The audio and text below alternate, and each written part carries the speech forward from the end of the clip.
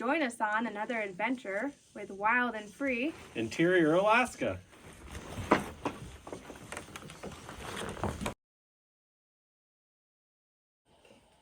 On tonight's Fireside Chat, we're going to talk a little bit about the hardest part about building this cabin and everything that we've endured that we felt was challenging, and share a little bit with you. So I guess I'll just throw it out there and then we can kind of talk about it.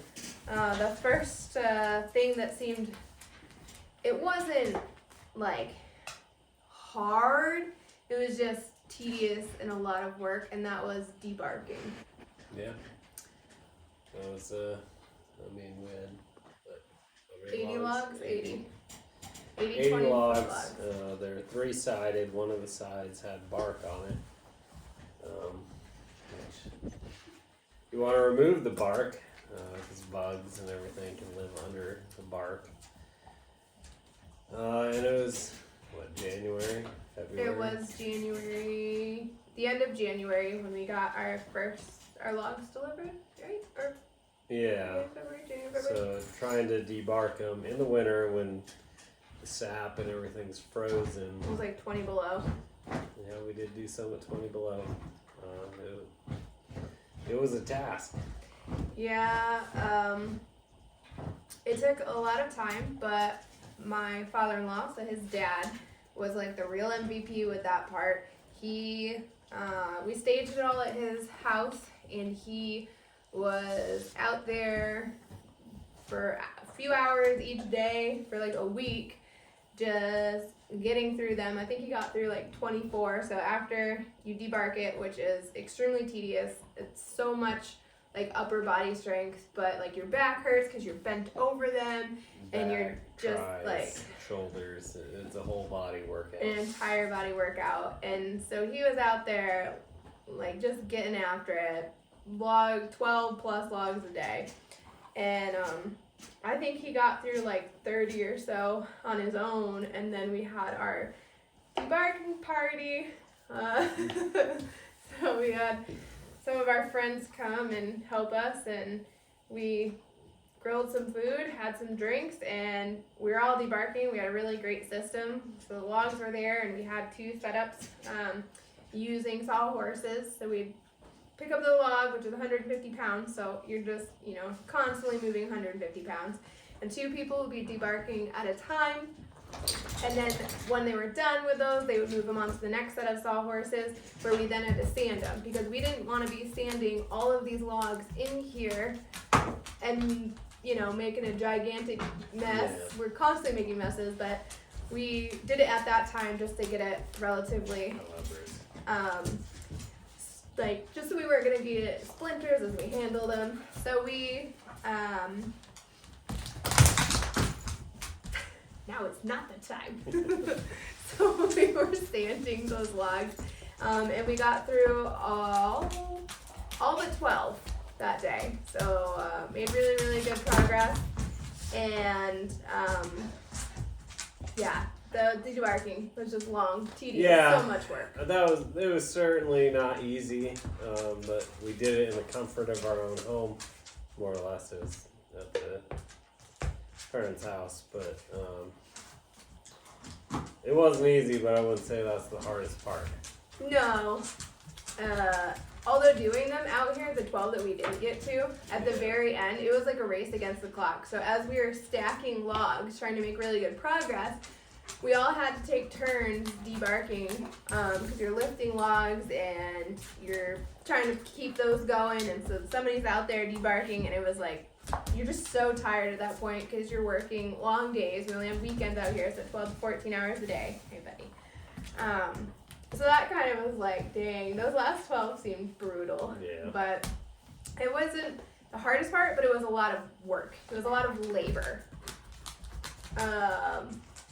I'd say, obviously, I think we both know what the absolute hardest part was, and that was hauling the logs out here.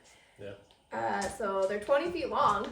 Mm-hmm. If you've never seen what that looks like behind a snow machine, like, it's huge compared to it. We'll edit it in here. Okay, now you saw it. They're big, long logs behind the snow machine. That was going to be the most feasible way. The trail is insanely rough too. Like in the summer, our problem was that we couldn't figure out anything that would be able to haul the 20-foot logs out here. Like we didn't have a trailer. Our trailer is 16 feet long that we get them to the trailhead with, but it's way too wide for the trail because it's so narrow. So then trying to come up with something in the summer when it might have been a little easier to haul them, we couldn't figure out long and narrow. So we did by snow machine and using SIGs. So our SIG is how long? 10 feet. 10, right? So yeah, most of them were 10 feet long, and Well, the biggest problem was it was March when we took possession of the land. So you're looking at 6 to 8 feet of snow depth up here. So now you're trying to haul hundreds of pounds over 8 feet of snow uphill for a lot of it. And we weren't able to like continually make a trail. Like Yeah. there wasn't a trail. you'd come out one weekend and you come back the next and you got a foot of powder and the whole trail is snow blown and You can't find it, so you're making a new trail, which means you're not packing down your other trail. So that was definitely a challenge. There was a time when, we built a sledge, which is a very long wooden sled. We made it 20 feet so that the logs could fit perfectly on it, and it was sturdy. That thing could hold 6 or so logs, but it was didn't have the extremely flotation. heavy and didn't have the So- flotation.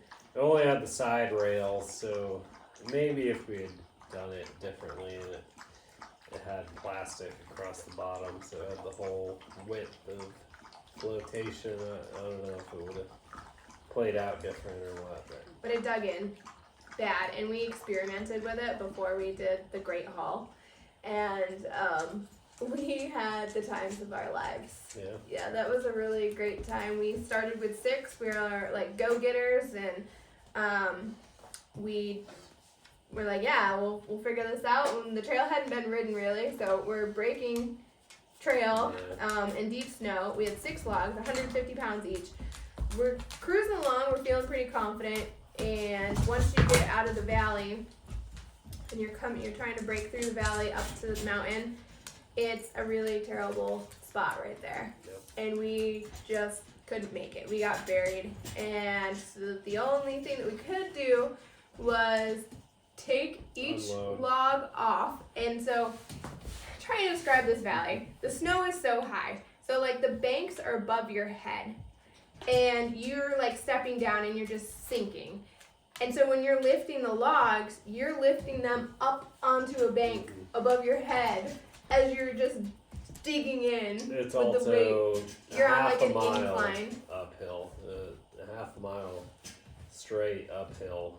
If you stop at all, We're not getting going. And that's kind of what happened. We hit a drift right there, and we couldn't get through it with the weight. So we stopped, and so we had to unload all 6 of them and leave them behind, and then we had to dig out, which took us forever. So just to paint that picture, we were in that spot for like 2+ hours, just trying to get out of there. And so what ended up happening was we finally got the snow machine out, but when we back down to put the logs on, we couldn't get it going again. So we actually had to carry the logs. We had to get the snow machine further up the mountain, and we had to carry the logs back onto the trailer as we don't have snowshoes, so we're just post-holing in deep snow, and we keep falling, and you keep dropping the logs, and you have to keep picking them up. And we only got 2 of them back on and made it out here with them. So those were our first 2 logs, and we didn't have a trail or anything down to this area yet. And so we were like, well, we've got less logs, we'll be fine. We'll just drop them. We wanted to drop them a little closer to our property. Yeah, that's not how that worked out at all. We got 1 down there that we dragged behind the snow machine without the sled, and then the other one was just like beside the trailhead. So that's where our log pile started. Was by the main trail up there, just on the top edge of our property. And those other 4 logs, they stayed there. They stayed there until spring. We found them in snowmelt when we did it with the side-by-side. But yeah, so that was our first trial, and we realized that it was going to be extremely difficult. We at that time didn't really want to break down and buy the SIG because it was like $1,200, and we were already spending a lot trying to get this going. But we rallied a whole bunch of amazing people, which I know we've mentioned before, and they had the times of their lives. I think that they describe it as being very memorable. How about you talk about that section and what your role was that day on the Great Hall? I mean, it was just Trail of Tears.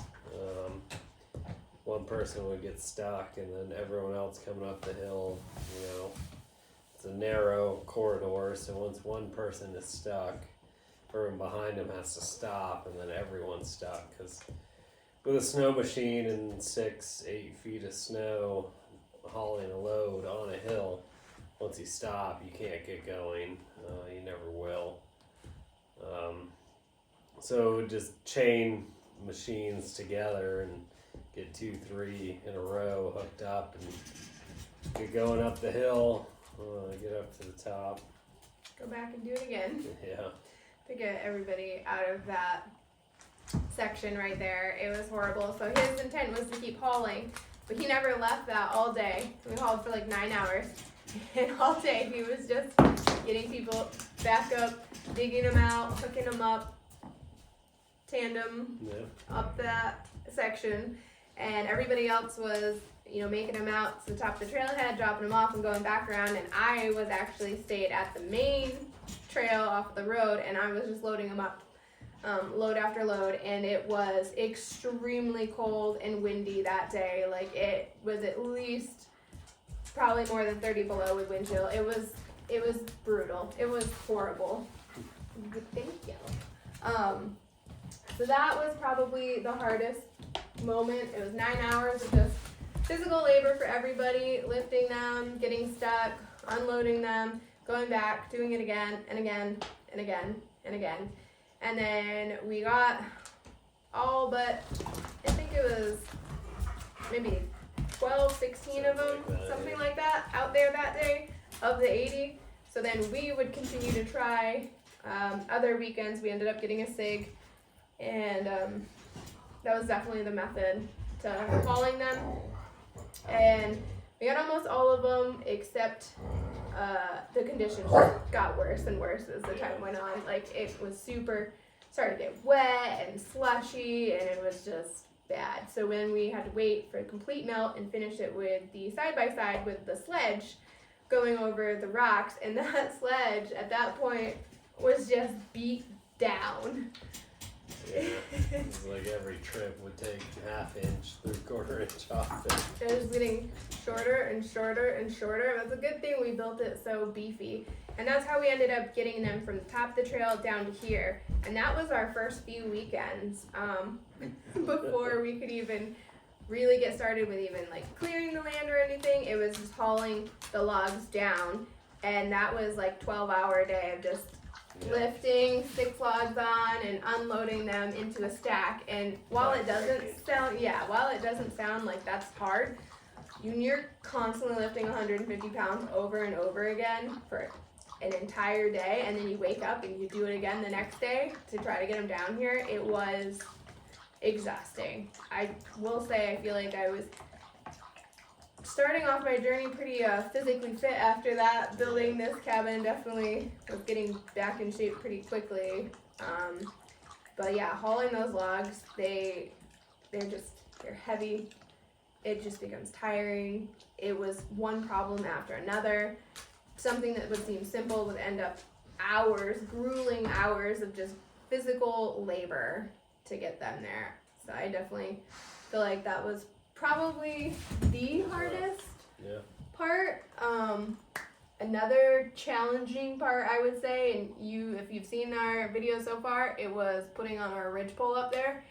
That was very, it involved a lot of trial and error and thought and this method and that method and just absolute brute strength and like a team of people.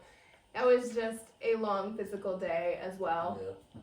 I ended up smashing my hand in between the loft and the ridgepole at one point, and my whole hand was just like completely bruised like for weeks and really sore, but I never said anything and I just continued on. And then like the next day, you know, we wake up and my hand just looked horrible, and I was like, oh yeah, as you're moving that up there, when it started to drop and I caught it, smashed my hand. So that was memorable for me. Yeah, it looked really good for a while. And then I think the last hardest phase, which just seemed to go on and on and on, was the roof. Yeah. For me, because It took a long time. It did. Every step of that roof took so much time. Everything just seemed to take way longer than you'd think. You're like, all right, we're going to get the roof up. Another weekend goes by. All right, we're going to get that roof on. Another weekend goes by. Still don't have the roof on. You're just getting like one step. There's so much that went into getting the roof on. And unfortunately, it was primarily me who had to do it. So we have a 912 pitch, which is pretty steep. And when you're putting, you know, anything up there, you cannot stand or walk on that at all because it's like this. So I had to be harnessed in. So we used our rock climbing gear, and he was belaying me. So it was up to me to be up there installing everything. The tugging group, you know, we were able to do that together. That in itself was a long, we got it all done in one weekend. Yeah, once we got started, we really had to finish. So we did that over one weekend. Then after that, it was installing the vapor barrier, and that was me. So I think it took me like 4 or 5 hours A long time, yeah. of just being on that roof, like angled and like suspended, and I had all these like I had everything on me like as I was going. Well, I say that, yeah, so like that was challenging, but putting on that, what do we call those boards, the ridge beam, the 2x6 ridge, that was tough, being suspended up there trying to line that up. And I had to carry up what was it, a 16-foot long board? I think we had 16-foot long board. So I was carrying up the ladder, which is just straight up, 2x6 or 2x8 I think it was, 16-foot board, and then trying to have him like hold me and hold myself and walk across the roof and put that up in place, and then also like manage to screw it, and it was hard. Like I was sore every day, and it seemed like it took forever. I spent so many hours on that roof doing everything, like just suspending over the edge, like laying on it, just hoping that it was gonna fall down, like the eaves overhang, as I'm just like, I don't know. The roof was a lot for me, because then all of the you call those? I'm drawing a blank right now. The boards that we had going down. Rafters. The rafters. Yeah, that's what it was. Okay, the rafters. I had to also bring up all of those. They were also 15. I think we caught them at 15 feet. Yeah. So I had to install every single rafter by myself, and he would belay me, and his dad would, once I'd carry up the board and get it in place, he would use another board to try to help hold it so then I could screw it in, and then drop down, screw in the next one, drop down, screw in the next one. So I did all those on both sides, and then the insulation, I installed it all, and then you were able to start helping me after I got some of the strips, whatever those are called, in. Yeah.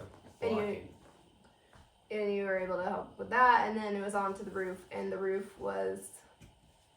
it went quick once we figured it out, but it was just like a long day when you're up there suspended. Although none of us were right in. We were just on the strapping. That's what those are. So, just, yeah, long metal. It was just heavy and awkward, and you're trying to hold on to it because if that slides and he's there, like, it's gonna decapitate you. That's fine, like, no big deal. And the worst part though was putting on the ridge cap for me. Yeah. I had to carry up the long ridge cap and then like balance on the metal roof. And there's no good way because if I'm tied in, I had to make sure like I'd fall to the side that he wasn't on, but like it was super scary. And I'd have to like scoot back and like caulk it and then set it in place and scoot back onto it and start like screwing it. It was just like, and it was raining. Yep. It was raining this whole time. It was cold. It was a miserable time, but I was so happy when that roof was done. I'm pretty sure that I cried. I cried. It was like 8 o'clock at night on a Sunday. Yeah. We really didn't want to be here anymore, but we just knew we had to be. Yeah, I think that at that point I literally cried tears of joy when I got off of that roof and it was done. I was so sore, I was tired, and I was just glad it was done. Like, it was just, every part of that wasn't easy because once again it used every like muscle of your body as you're like suspended up there and like carrying everything on you as much as you could and like reaching and just, it was labor intensive. I'd say those are probably like the key parts along the way that I felt like were most challenging, difficult, or very labor intensive. Yeah. Anything else you? I think that's it. All right. Thanks for joining us. Also, because people complain there's no fire in the Fireside chat, I promise you there is. Just And can't see it normally. we're also not inches away from it. We're like more than a foot because that is hot. But there it is. There is the fire on our Fireside chat. Thanks for joining us. Give us a like and subscribe and follow for our next adventures on Wild and Free. Interior Alaska.